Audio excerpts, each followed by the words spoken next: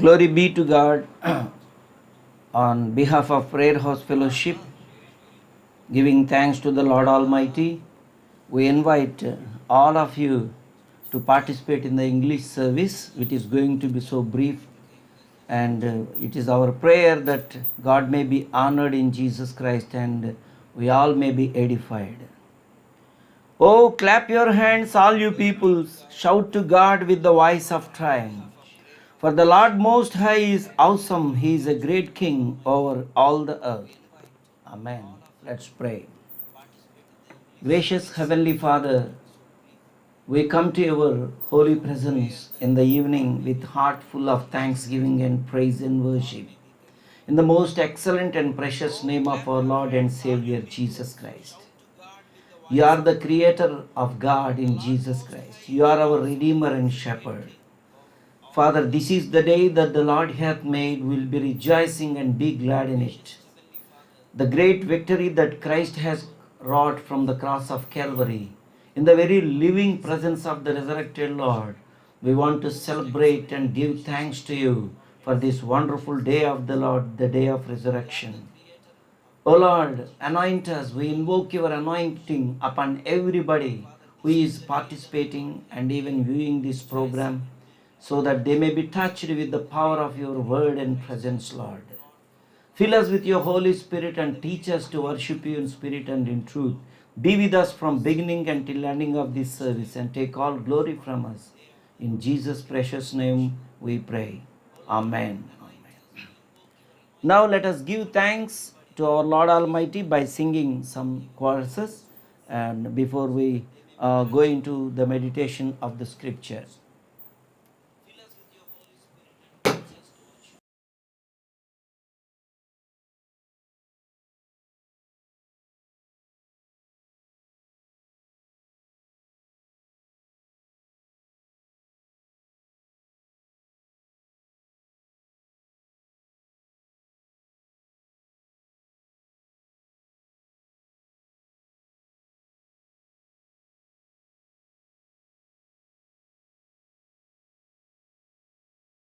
Purity in heart, it is not possible to worship God, and therefore it is an invocation and an encouragement and a call to everybody to have a clean heart and we can worship God.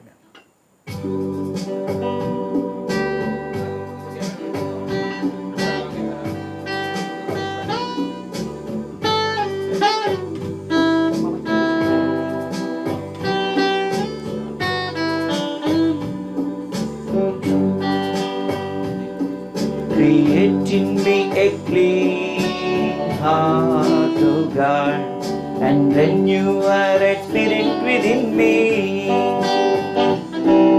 Create in me a clean heart, O God, and renew a right spirit within me.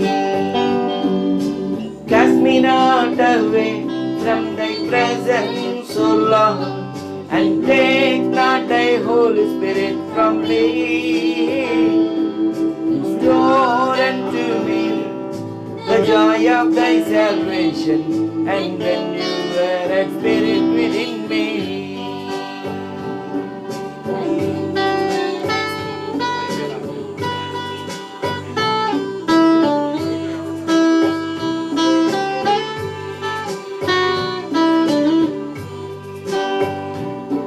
Create in me a clean heart, O God, and renew a right spirit within me. Cast me not away from thy presence, O Lord, and take not thy Holy Spirit from me. Restore unto me the joy of thy salvation, and renew a right spirit within me. And renew a right spirit within me.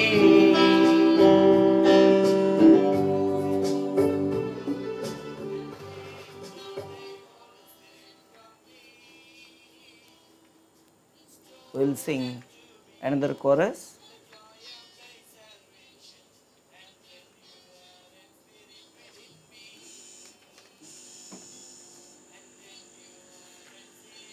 exalting our Lord God for the wonderful act of His resurrection.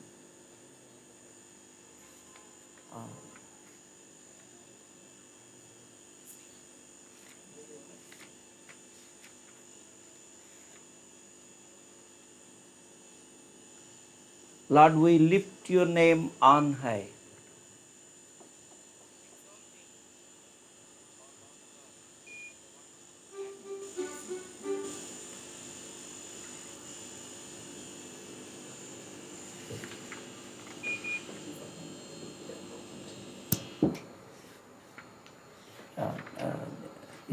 G major.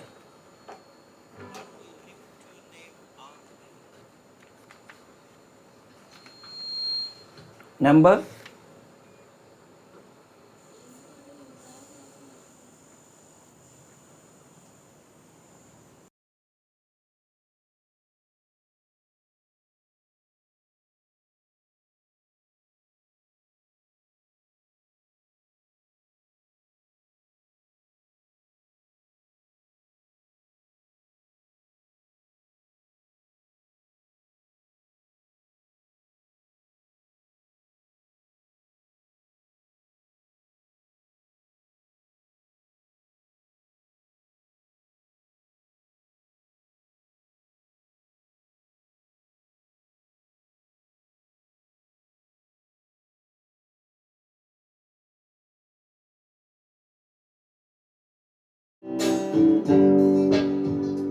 Lord, I lift your name on high. Lord, I love to sing your praises. Lord, I'm glad to live my life. I'm so glad you came to save us. You came from heaven to earth to show the way from the earth to the cross. My debt to pay from the cross to the grave, from the grave to the sky. Lord, I lift your name on high.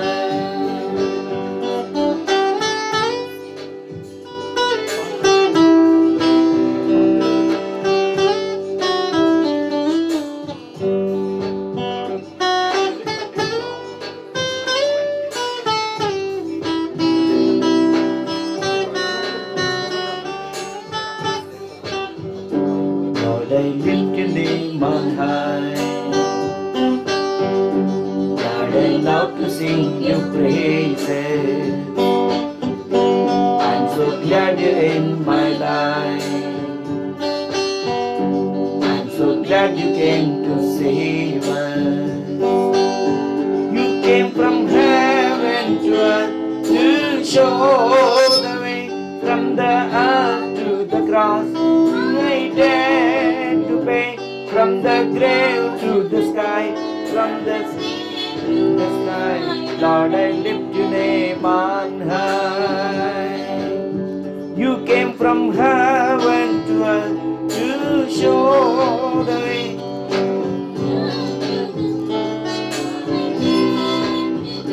From the cross to the grave, from the grave to the sky, Lord, I lift your name on high.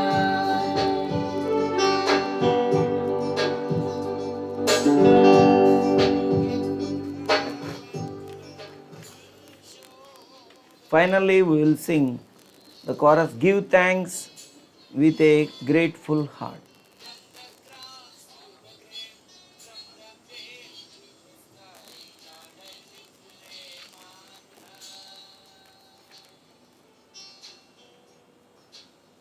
Number 14, chorus number 1-4.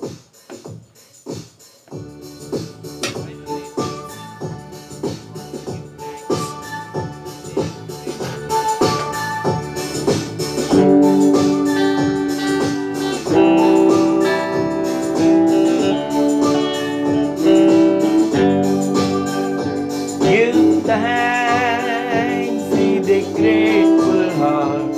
Give thanks to the Holy One.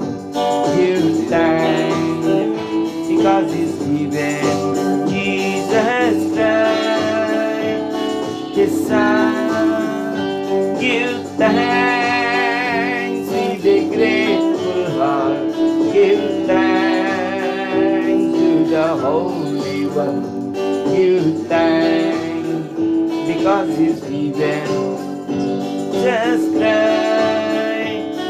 for us. And now let the weak say, I am strong. Let the poor say, I am weak, because of what the Christ has done for us. And now let the weak say, I am strong. Let the poor say, I am weak, because of what the Lord has done for us. Give thanks, give thanks, give thanks. Amen.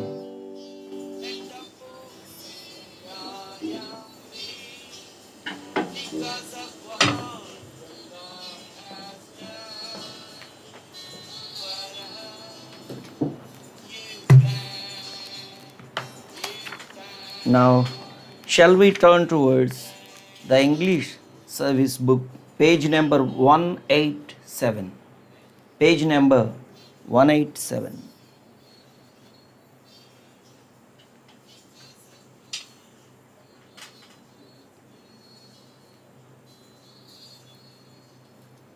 Let's pray. O God, come to our aid. Holy, holy, holy, Lord God of power and might. Glory to the Father, our Creator.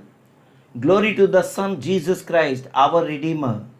Glory to the Holy Spirit, who sanctifies us, as it was in the beginning, is now, and ever shall be, to the end of the ages. Amen. Amen. Now this is a very right time to get right with God by confessing our shortcomings before God, without which worship is not possible. Let us say out of our heart, let us pray. Most merciful God, we confess that we have sinned against you in thought, word, and act. We have not loved you with our whole heart. We have not loved our neighbor as ourselves. We ask you in your mercy to forgive what we have been, to amend what we are, to direct what we shall be, that we may delight in our will and walk in your ways. Through Jesus Christ our Lord we pray. Amen. Amen. Holding a clear conscience, having been washed in the blood of Jesus, now we have a right to worship God. Shall we join with the hosts of heaven that are joining together in order to exalt and magnify the name of the Lord, ascribing all majesty and honor, by reading book of Revelation chapter 4 from verse 8 onwards, book of Revelation chapter 5 from 9 onwards. Let us worship the Lord. And the four beasts had each of them 6 wings about him, and they were full of eyes within, and they rest not day and night, saying, Holy, holy, holy, Lord God Almighty, which was and is to come. And when those beasts give glory and honor and thanks to him that sat on the throne, who liveth forever and ever, the 24 elders fall down before him that sat on the throne, and worship him that liveth forever and ever, and cast their crowns before the throne, saying, Thou art worthy, O Lord, to receive glory and honor and power, for thou hast created all things, and for thy pleasure they are and were created. And they sung a new song, saying, Thou art worthy to take the book, and to open the seals thereof, for thou wast slain, and hast redeemed us to God by thy blood out of every kindred and tongue and people and nation, and hast made us unto our God kings and priests, and we shall reign on the earth. And I beheld and I heard the voice of many angels round about the throne, and the beasts and the elders, and the number of them was 10,000 times 10,000, and thousands of thousands, saying with a loud voice, Worthy is the Lamb that was slain to receive power and riches and wisdom and strength and honor and glory and blessing. And every creature which is in heaven and on the earth and under the earth, and such as are in the sea, and all that are in them, heard I say, blessing and honor and glory and power be unto him that sitteth upon the throne, and unto the Lamb forever and ever. And the four beasts said, Amen. And the 24 elders fell down and worshipped him that liveth forever and ever. Amen. Amen. Now, as an act of worshipping the triune God, shall we all rise up and sing hymn number 61, Holy, Holy, Holy, Lord God Almighty. D major.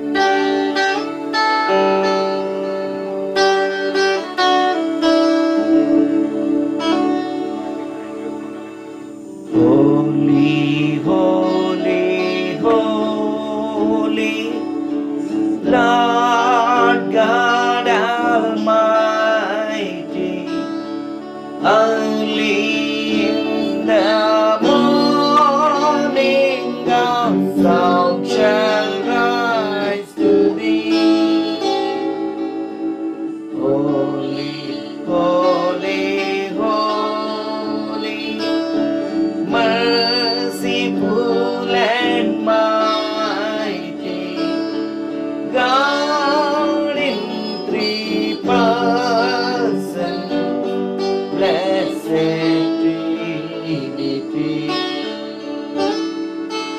Holy, holy, holy, all the saints adore thee, casting down their golden crowns around the glassy sea. Cherubim and seraphim falling down before thee, who wert and art and evermore shall be. Holy, holy, holy, though the darkness hide thee, through the eye of sinful man thy glory may not see. Only thou art holy, there is none beside thee, perfect in power, in love and purity. Holy, holy, holy, Lord God Almighty, all thy works shall praise thy name in earth and sky and sea. Holy, holy, holy, merciful and mighty, God in three persons, blessed Trinity.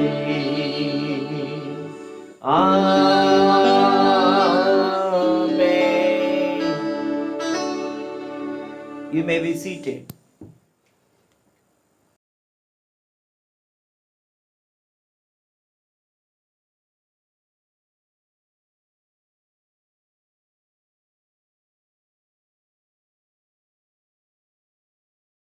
The worship book, page number 189.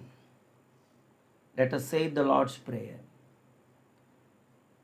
Our Father in heaven, hallowed be your name, your kingdom come. Your will be done on earth as in heaven. Give us today our daily bread. Forgive us our sins as we forgive those who sin against us. Do not bring us to the time of trial, but deliver us from evil. For the kingdom, the power, and the glory are yours, now and forever. Amen. Praise ye the Lord. We'll turn towards a responsive reading from the book of Psalms.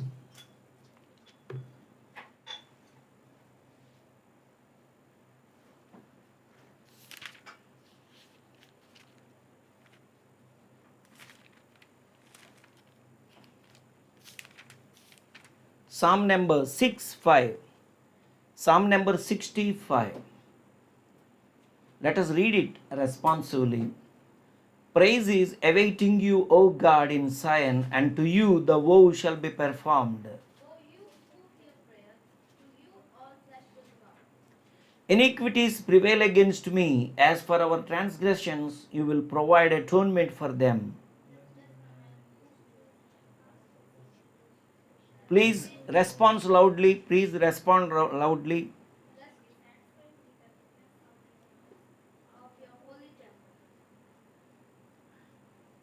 By awesome deeds in righteousness, you will answer us, O God of our salvation. You who are the confidence of all the ends of the earth and of the far off seas. Who established the mountains by his strength, being clothed with power. You who still the noise of the seas, the noise of their waves, and the tumult of the peoples. They also who dwell in the fastest parts are afraid of your signs. You make the outgoing of the morning and evening rejoice. You visit the earth and water it, you greatly enrich it. The river of God is full of water. You provide their grain, for so you have prepared it. You water its ridges abundantly. You sedges your furrows. You make it soft with showers. You bless the growth. You crown the air with your goodness, and your paths drip with abundance. They drop on the pastures of wilderness, and the little hills rejoice on every side. Let us say together, the pastures are clothed with flocks. The valleys also are covered with grain. They shout for joy. They also sing. Amen. Amen. So, we will sing a chorus. That is, before the word, we sing it. That is, expecting more of Jesus in our life, His nature, His wonderful love in our life, and His qualities in our life may be imbibed. That is, more love, more power.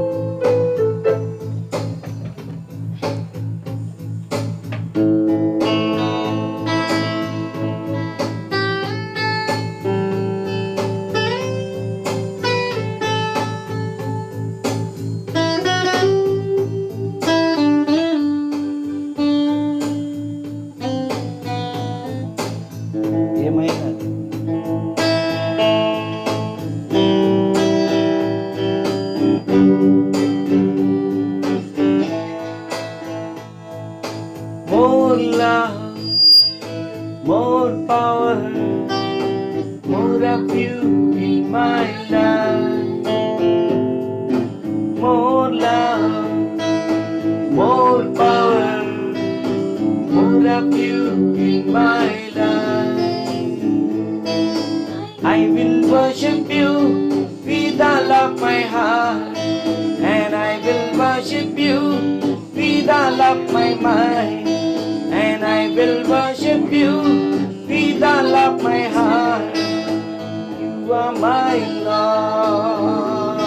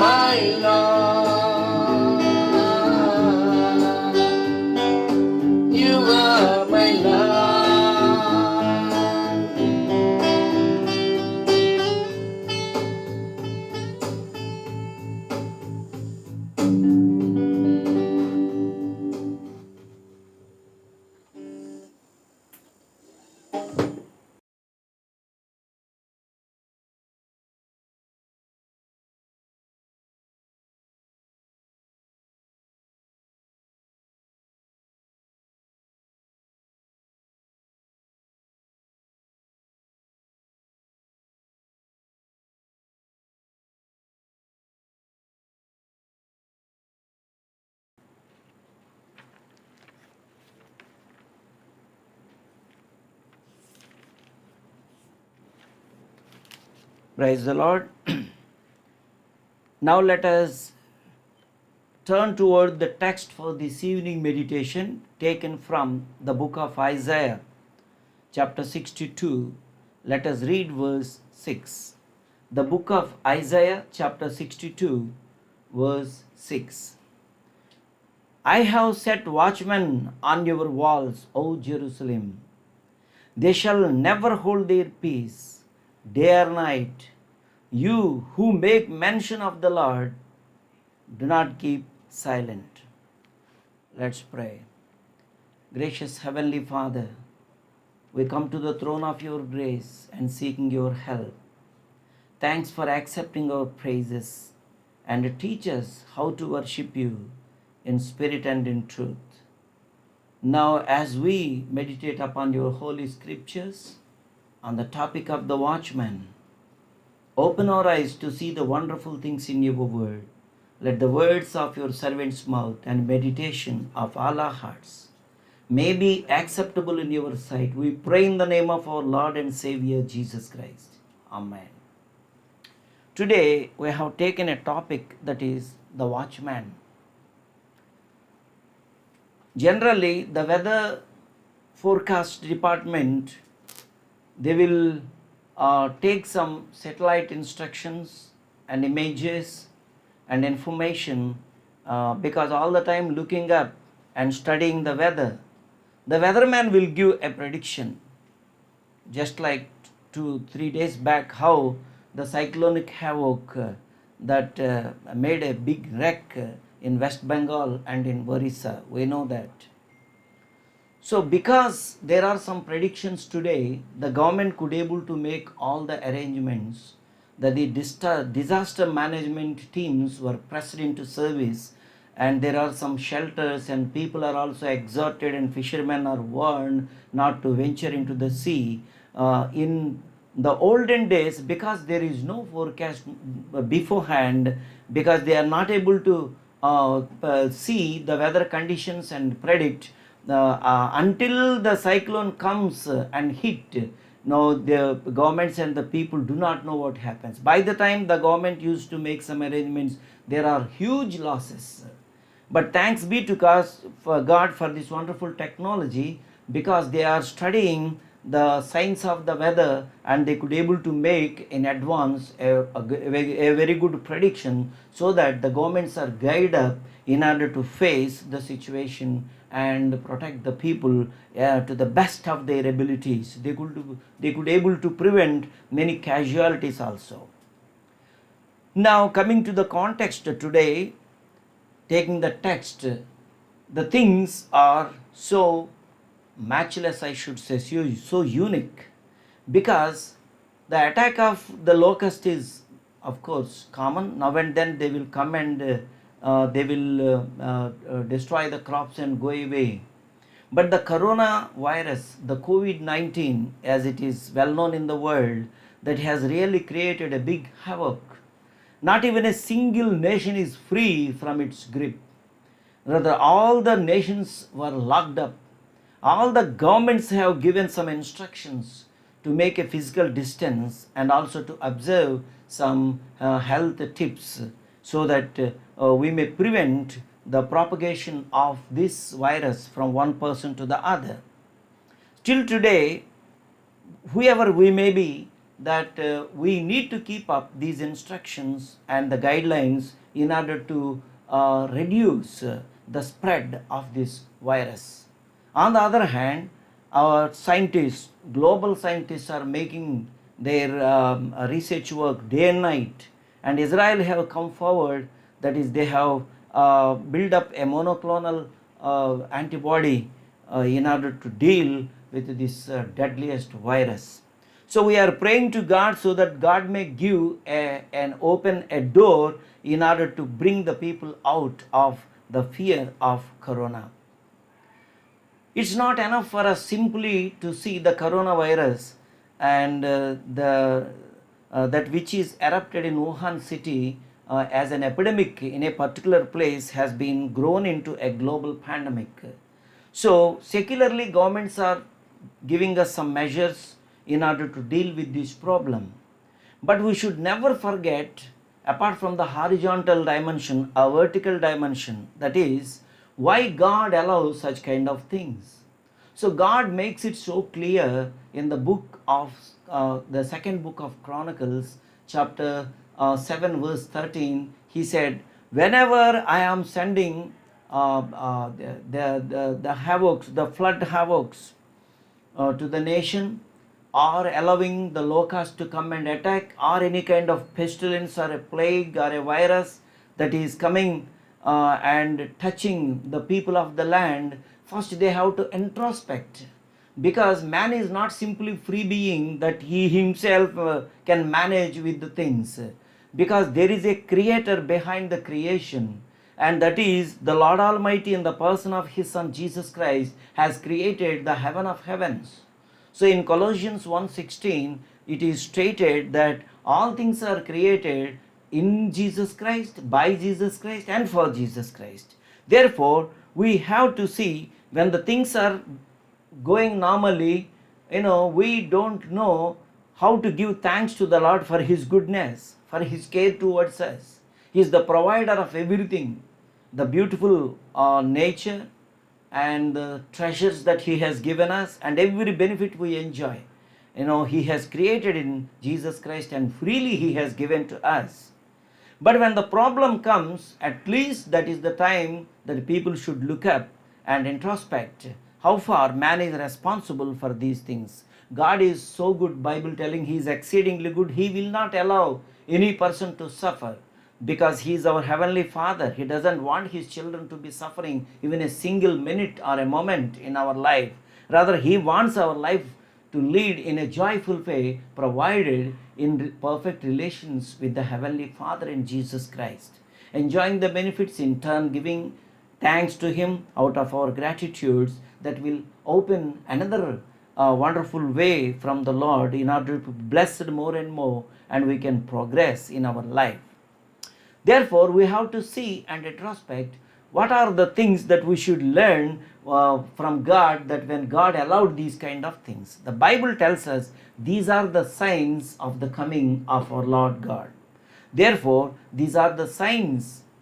These incidents are taken as signs. A sign is an alarm or an admonition or an education to the hearer to know something, a spiritual lesson to discern from the things that are happening in the secular realm.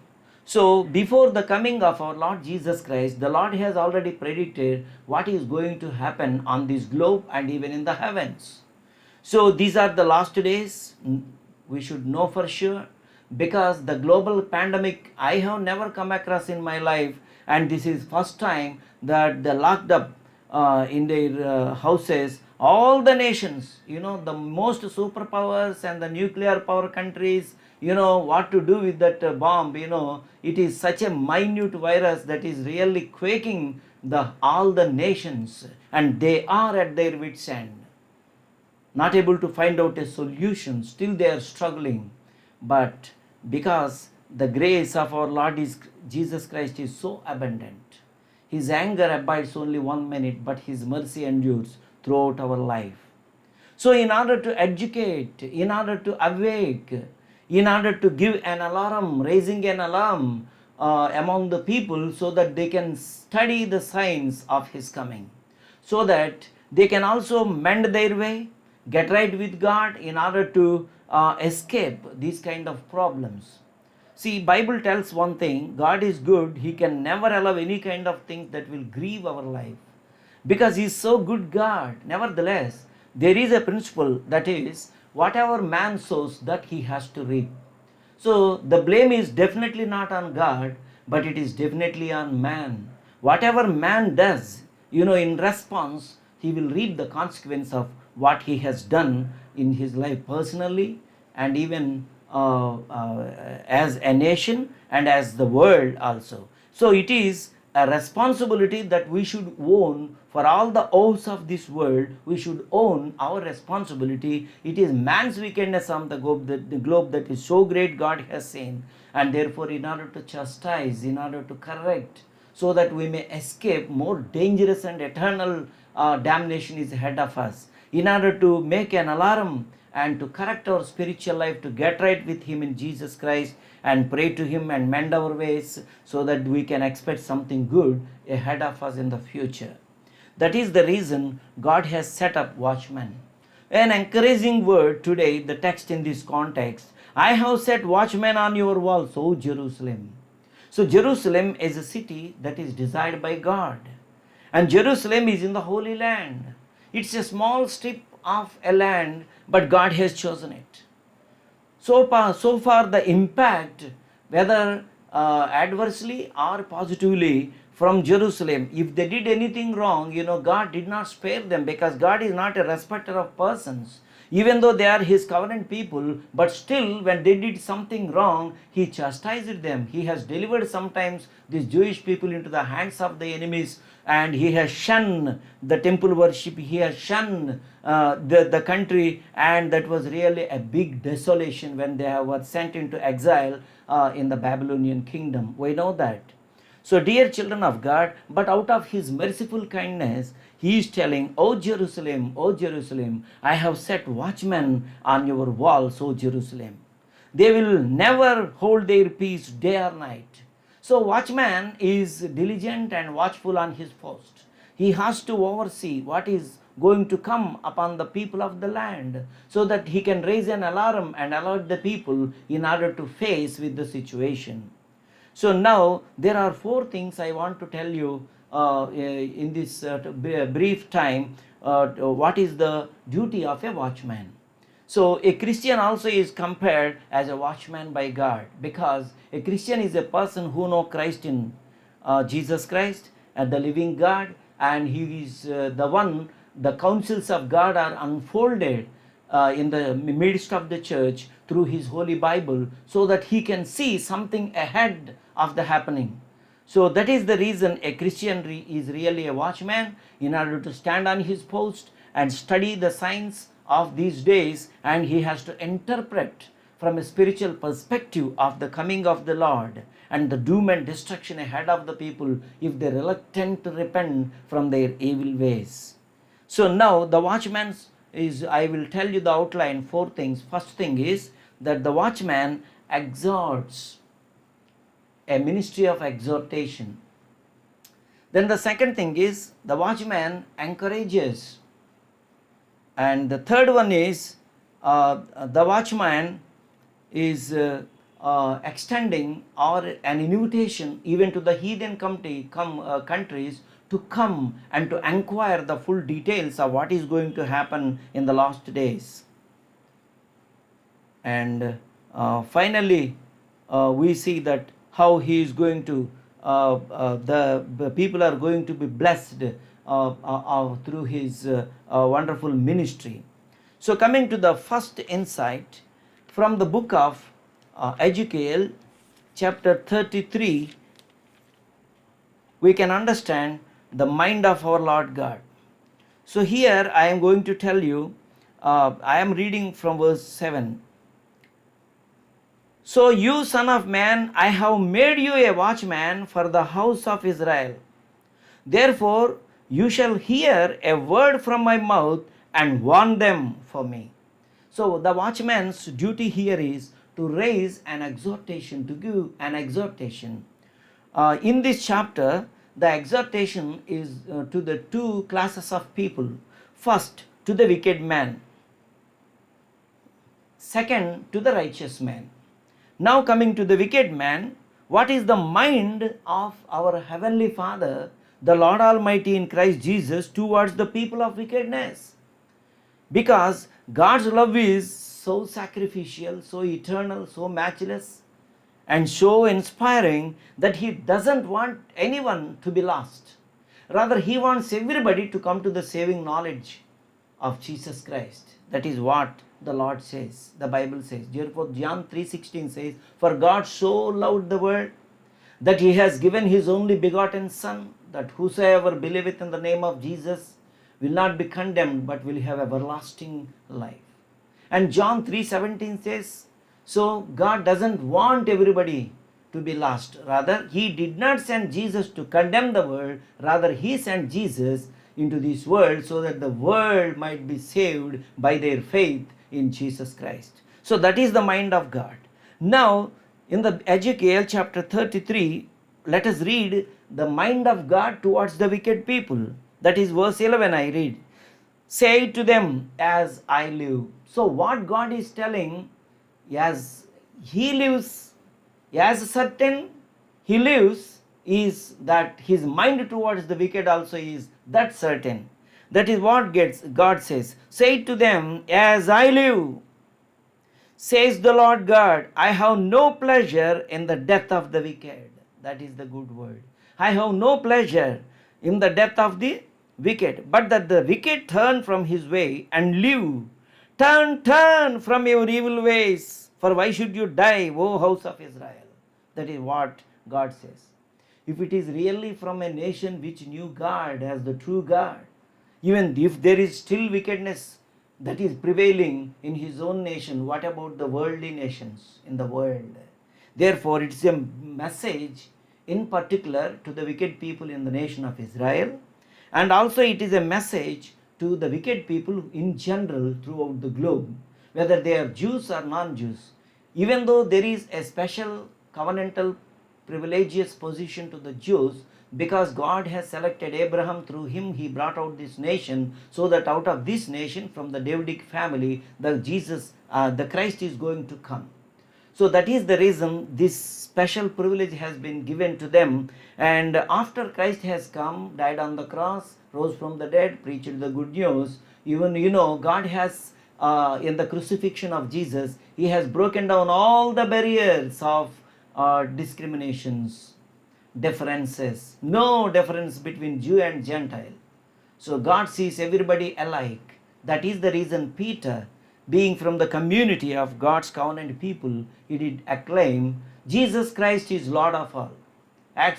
Book of Acts chapter 10 verse 36, Jesus Christ is Lord of all. Therefore, whoever you may be, your racial and national identities is not a matter.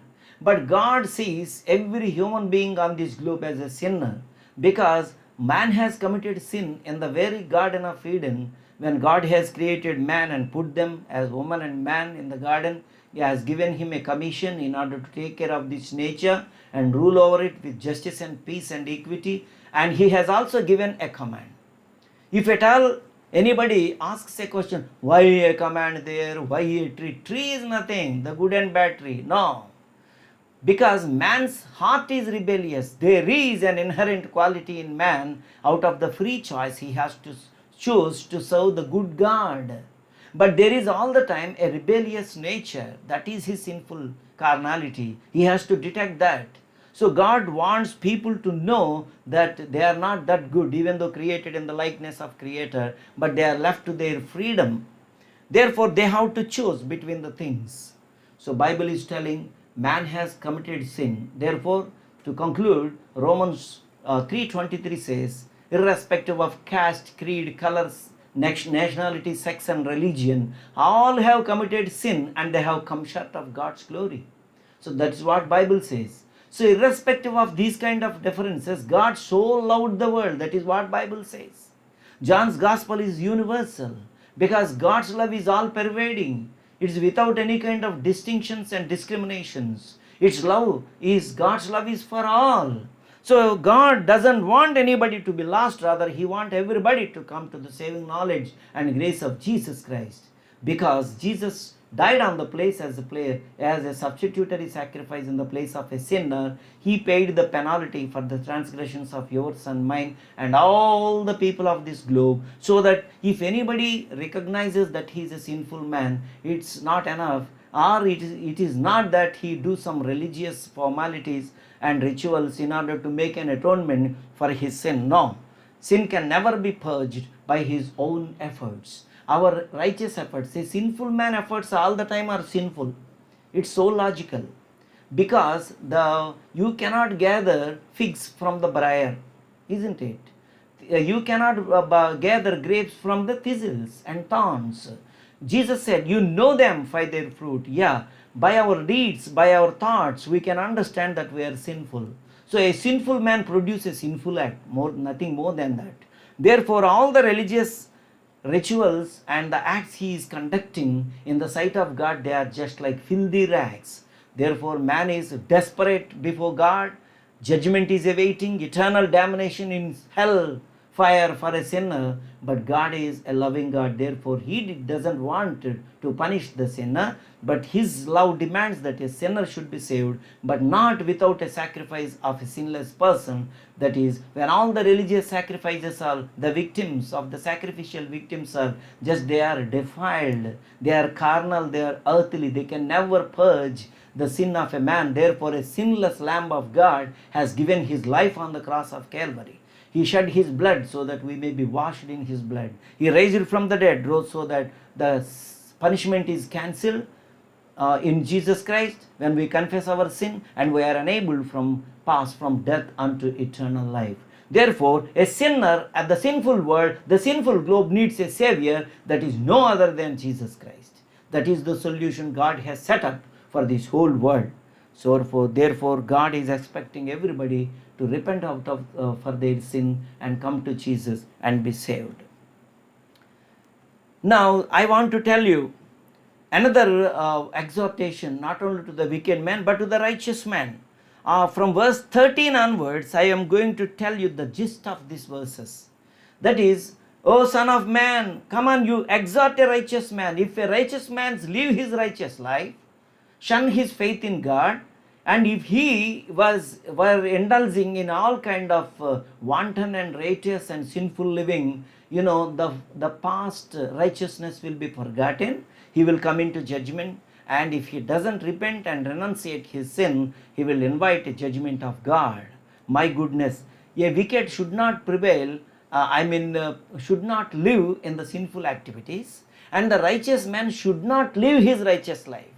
So therefore, Bible is also warning simultaneously the righteous man. It is not enough that you lead a righteous life till today, but now onwards you need to live a righteous life. Keep up your righteous life, keep up your faith life, keep up your purity and your relationship with the Lord. Then only your salvation will be continued until it is consummated in our rapture, or rather we enter His everlasting rest. Therefore, the watchman is on his post. He is exhorting all the wicked people from this globe. He is exhorting the righteous to keep up the righteous. He is exhorting the wicked to shun the wicked plans and programs, and he should come to Jesus and be saved.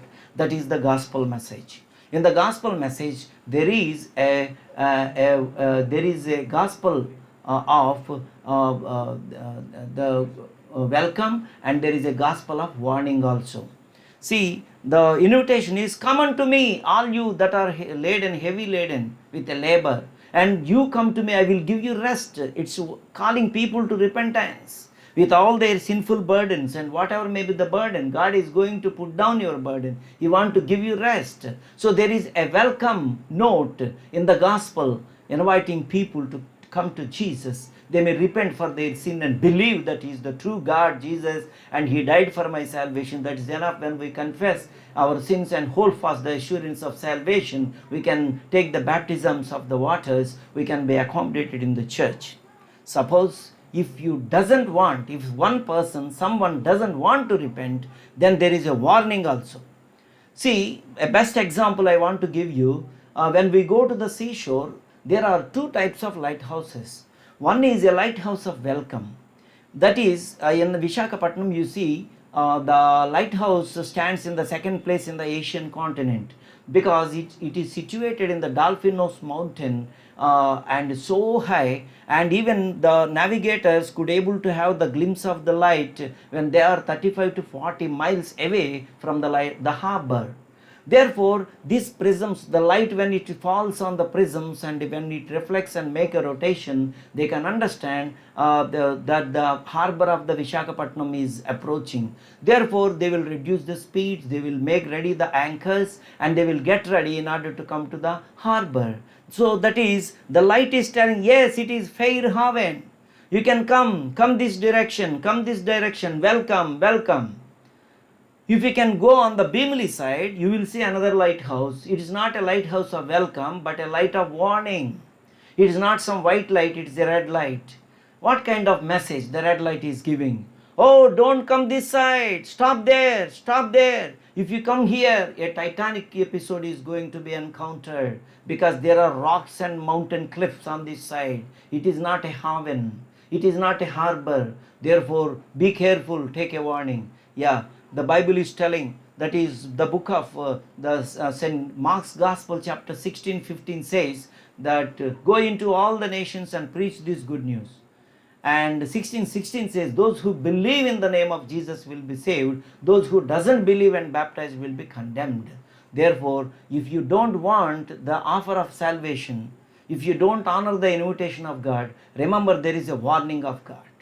And that is because of the consequence of your sin, you have to face the judgment. Because a sinner, a culprit, a lawbreaker is not a free person. He is going to be judged on trial, and he is going to be inflicted the punishment.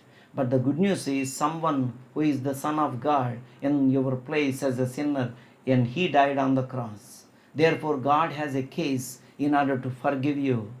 Forgiveness not freely, but with a high cost. Son of God has given his life on the cross. That is why one man of God said like this: when God has seen his Son who is sinless in the place of a sinner, because he is a son, he did not show a little bit of mercy, but rather he poured out all the anger on Jesus Christ and punished him.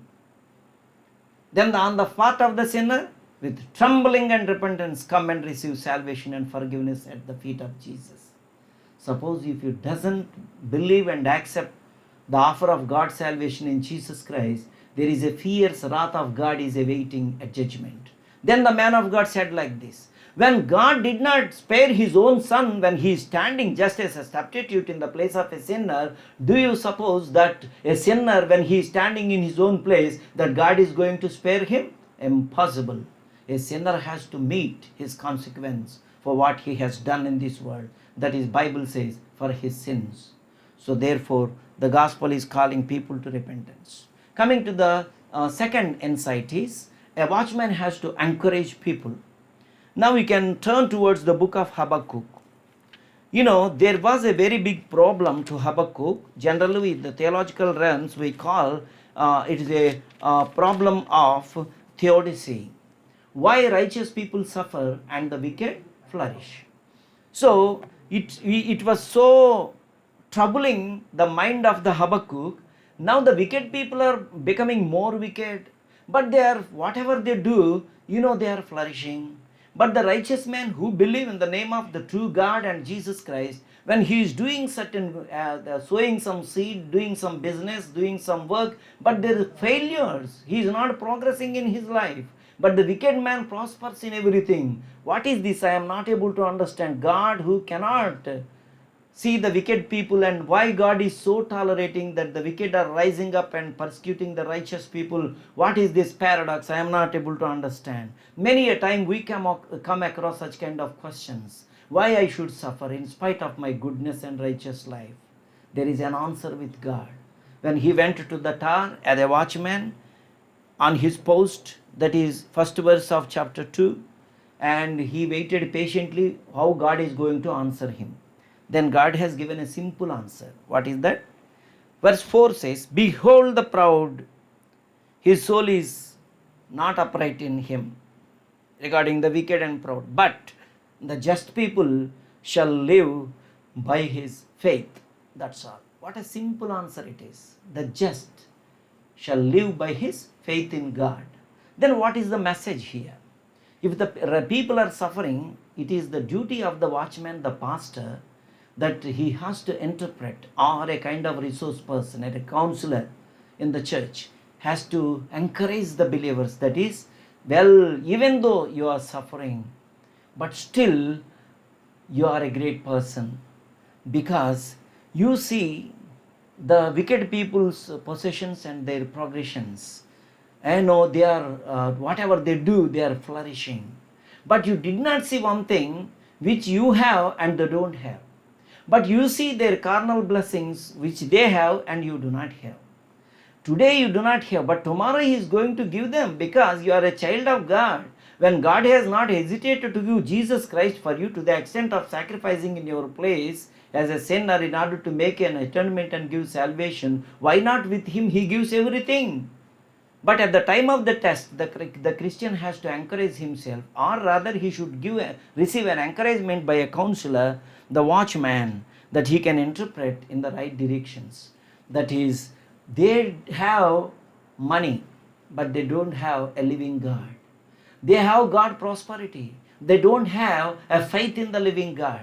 So therefore, faith in the living God is a wonderful virtue, infinitely valuable, because that decides your salvation, you see. And after that, in faith, when you pray, do you think that God is going to, not going to give you anything? What did He say in Matthew chapter 7:7? Ask, it shall be given unto you. Seek, ye shall find. And knock, it shall be opened unto you. See the goodness of God. When you are bad people, when your children are asking a bread to be brought from the market, do you bring a stone? No. You will bring a very good bread. If you ask one bread, you will bring 2 or 3 bread. So being bad, generally speaking, human beings, if they want to do something good towards your children, your heavenly Father, who is exceedingly good and wonderful God, He did not hesitate to hand over Jesus to the ungodly and wicked people. He didn't hesitate to crucify Him on the cross for your salvation. Therefore, He loves you so much to the extent of sacrificing His own Son. Do you think along with Him that He doesn't give everything? He will give everything with you. What can we say? If God be for us, who can be against us? So this kind of encouragement. You have faith in the living God. They may have the riches of the whole world, no problem. What is going to happen? If he gains the whole world and loses his own soul, that is what Jesus said. That is their position. Therefore, don't fret with the prosperity of the wicked people. Rather, you be rejoicing because you have faith in the living God. That will bring every blessing to you. And the third insight is extending the invitation and the missionary cords to even to the people of all the world. That is, shall we turn towards, we will cut short another point and conclude here. Book of Isaiah chapter 21, there is verse 6. Book of Isaiah chapter 21 verse 6. Thus has the Lord said to me, go, set a watchman, let him declare what he says. Now we see the outcome of when he is awake on his post. Verse 11 says, burden against Duma. He calls to me out of Seir, watchman, what of the night? Watchman, what of the night? And the watchman is answering. The watchman said, the morning comes and also the night. If you will inquire, return, come back. That is the invitation. So the watchman is on his post, expecting the people of God in order to come and make an inquiry. God has asked the people to set up a watchman, and they did it. That's nice. But what is it?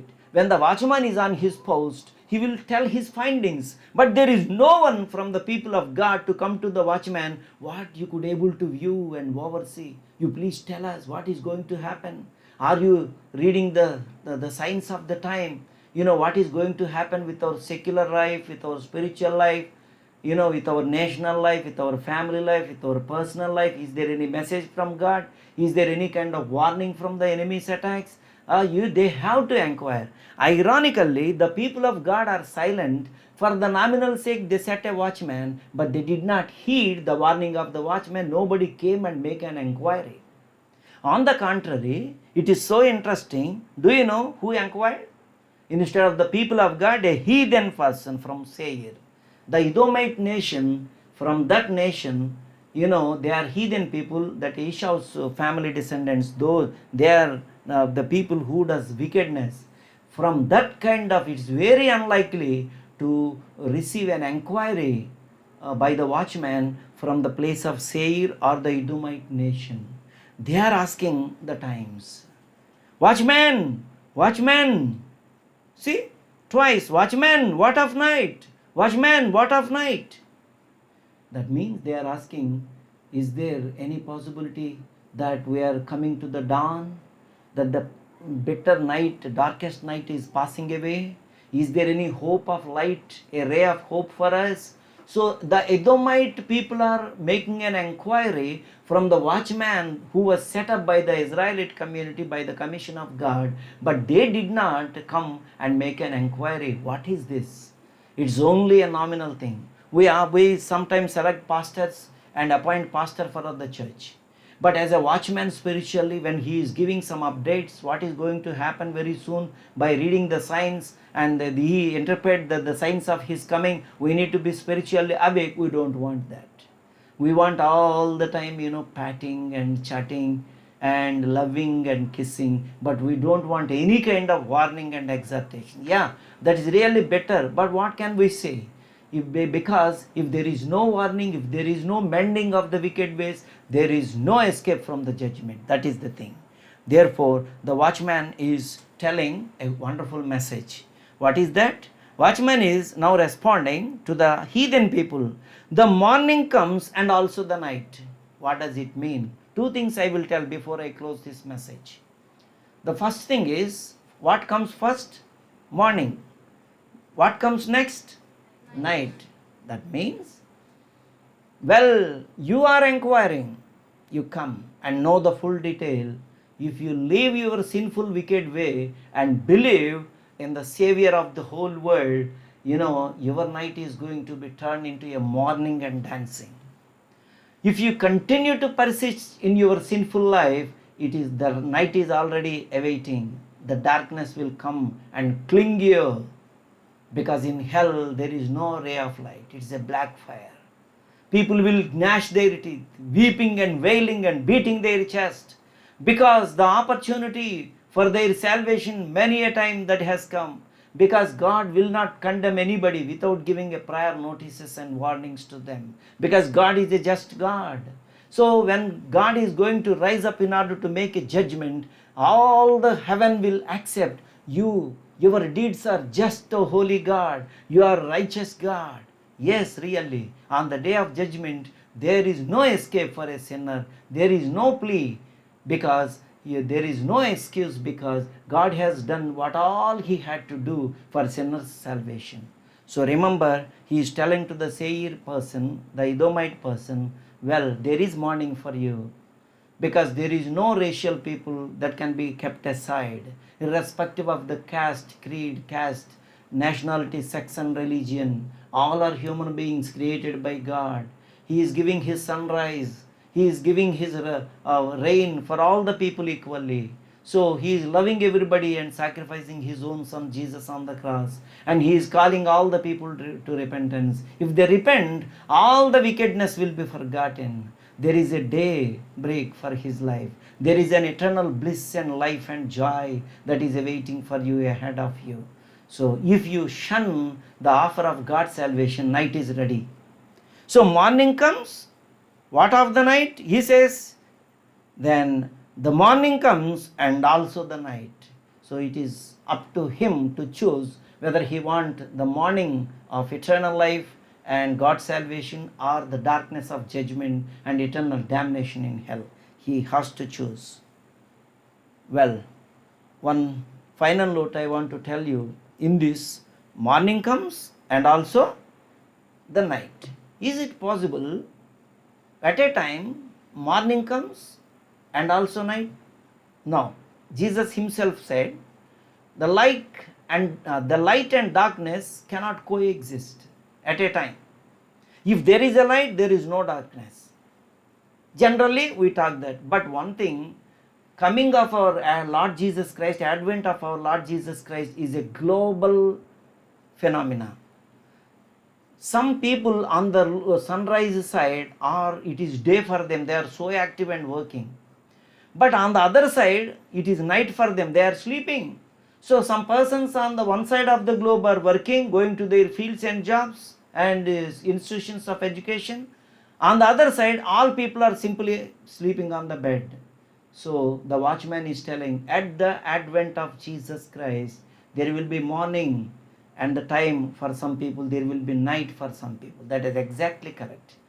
No problem, even though they are sleeping. As long as you are spiritually awake, you will be caught up when the Lord comes. So the watchman is on his post. He oversees. He studies the signs of the coming of the Lord. And more dangerous destructions are ahead of the people. Corona is not at all. It counts nothing before the greatest dangers and destructions, global destructions, that are cosmic destructions that are ahead of us in time.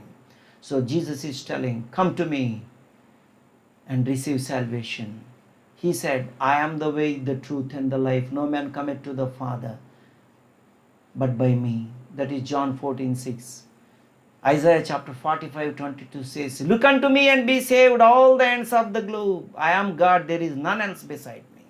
That is what Jesus says. So come to Jesus, be blessed in time and eternity. May God bless this meditation for our spiritual edification. Amen. ప్రార్థన చేసుకుందాం. We will pray to God. Thank you, Heavenly Father, for having brought us into your wonderful fellowship. Thanks for having been with us in the service thus far. Bless the word that is sown in our hearts, the people who do attend this live service, and the people who are going to, Lord, consult this web, this site, oh Father. They may come and click, and they may come into contact with the live power of our Lord Jesus Christ by listening to his words and his voice.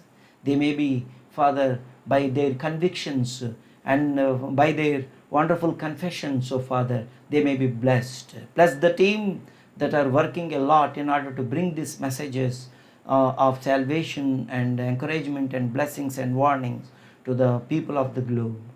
In Jesus' precious name we pray. Amen.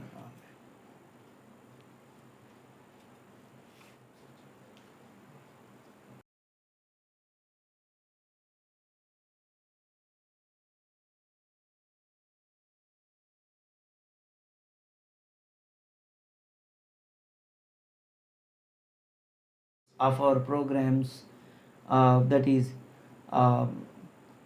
here onwards we are going to conduct this live services through YouTube, especially the English services. If God willing, from the Facebook, we will also make our ministries available even in the YouTube. Our team are working, so you please pray and participate in this ministry. And also you please please subscribe our program, so that this program, that Pastor William Benedict Official, you can just click in the YouTube channel, Pastor William Benedict Official. You will receive our programs and our messages also. Thank you so much. God bless you.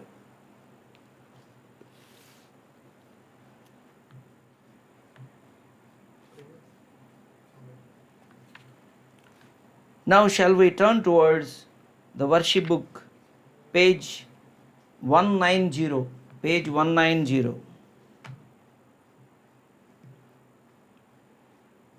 I believe in God, the Father Almighty, creator of heaven and earth, Jesus Christ, his only Son, our Lord.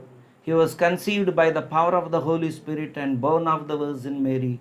He suffered under Pontius Pilate, was crucified, died, and was buried.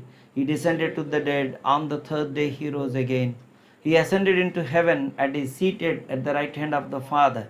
He will come again to judge the living and the dead. I believe in the Holy Spirit, the Holy Catholic Church, the communion of saints, the forgiveness of sins, the resurrection of the body, and the life everlasting. The Lord be with you. Let's pray. O Lord, show your mercy towards us.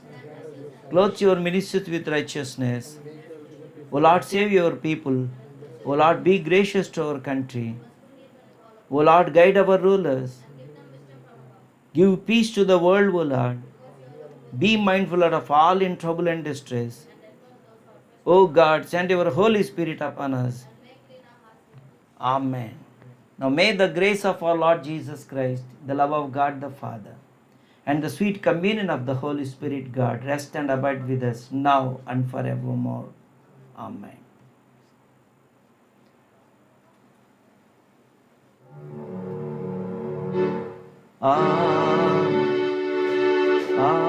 Abide with me fast, fast the winter, the darkness deeded, with me abide, when other helpers fail and comforts flee.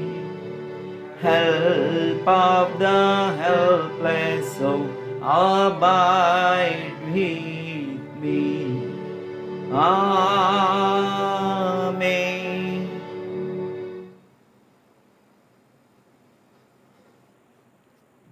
Exceed అయిపోయాం కదా.